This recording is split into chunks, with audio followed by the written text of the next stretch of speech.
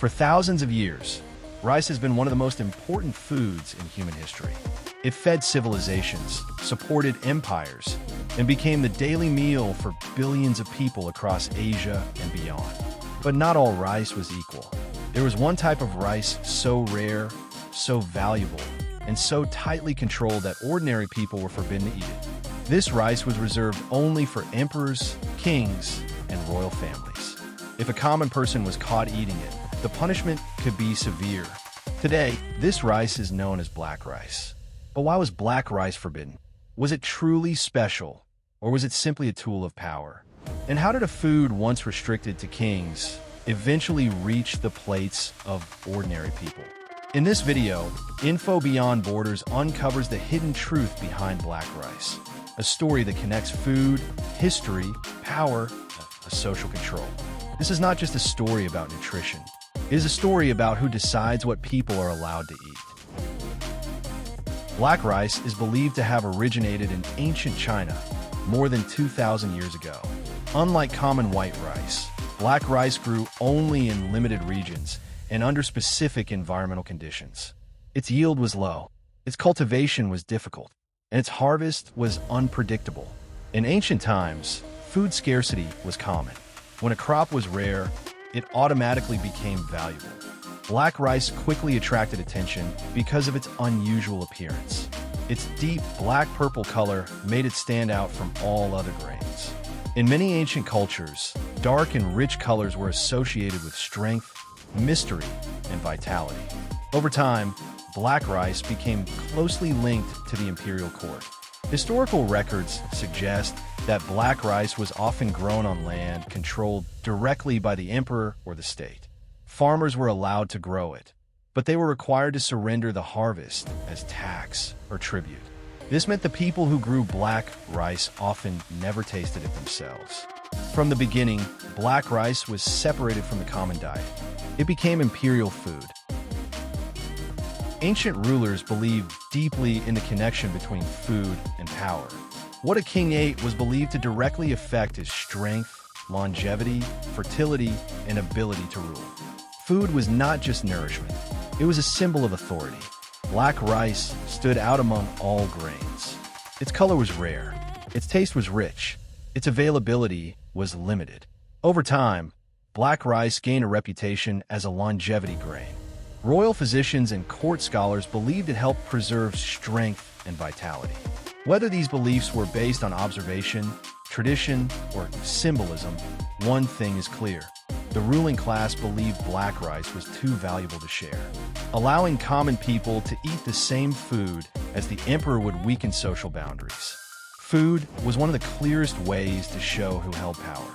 Kings did not want equality on the plate. In many ancient societies, controlling food meant controlling people. By restricting access to black rice, rulers reinforced a powerful message. Some things were meant only for the elite. Farmers often grew black rice without ever tasting it. The grain was collected, stored, and transported directly to royal kitchens. In some periods, keeping or consuming black rice illegally could result in punishment. The exact penalties varied by dynasty, but the message was consistent. Black rice was not forbidden because it was dangerous. It was forbidden because access itself was power. Food scarcity has always been used as a political tool. When rulers decided who could eat what, they decided who mattered. Black rice became one of the clearest examples of this system. Modern science helps us understand what ancient people only sensed through experience. Black rice contains high levels of anthocyanins, natural pigments responsible for red, purple, and blue colors in plants. These compounds are also found in foods like blueberries, blackberries, and purple grapes. Unlike white rice, black rice keeps its outer bran layer intact. This layer contains fiber, minerals, and natural plant compounds that are removed when rice is polished. Ancient people did not know the science behind this, but they observed results over generations. They noticed that some foods seemed to sustain energy better than others. What we now call nutritional density was once described as vital energy or life force. Black rice earned its reputation through observation.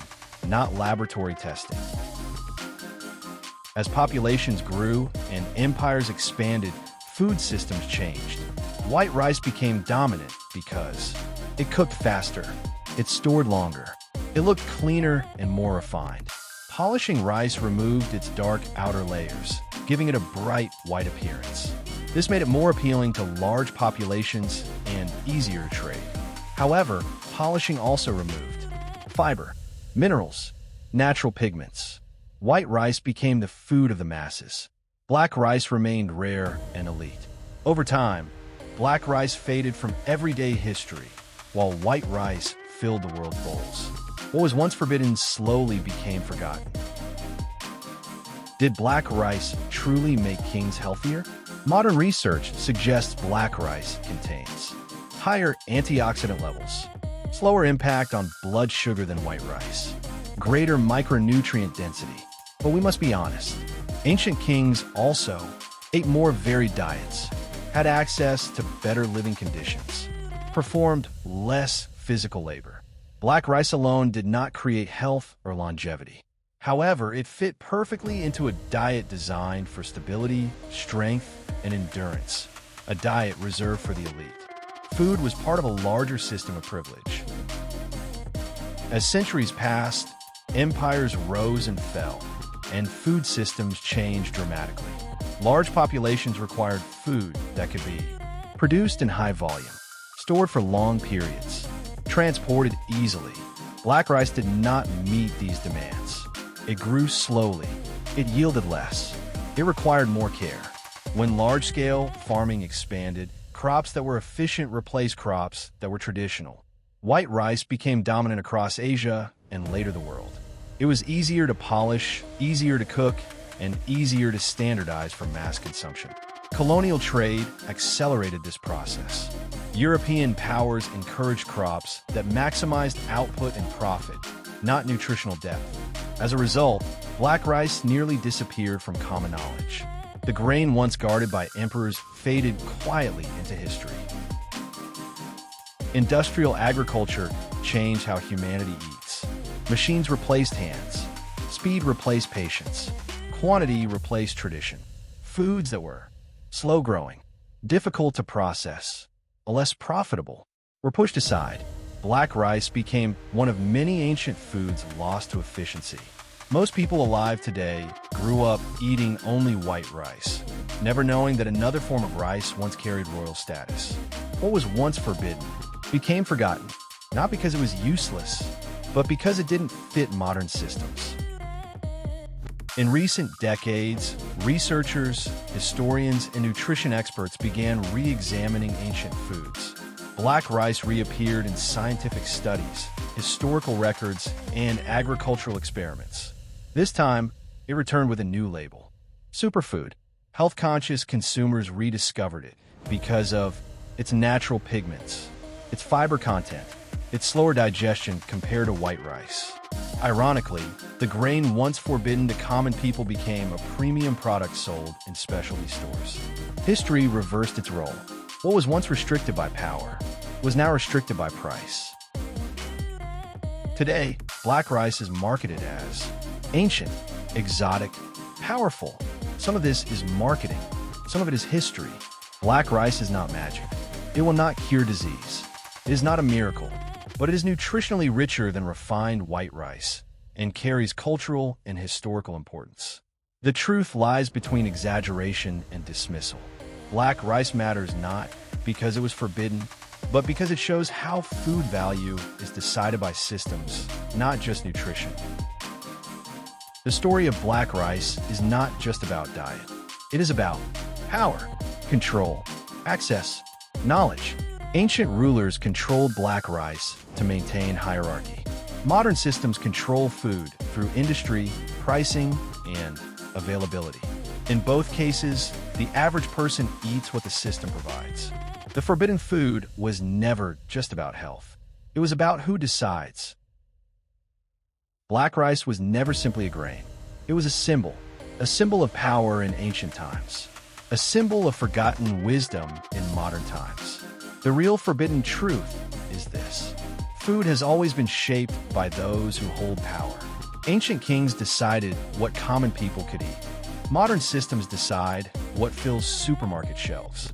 Today, black rice is available, but the lesson remains.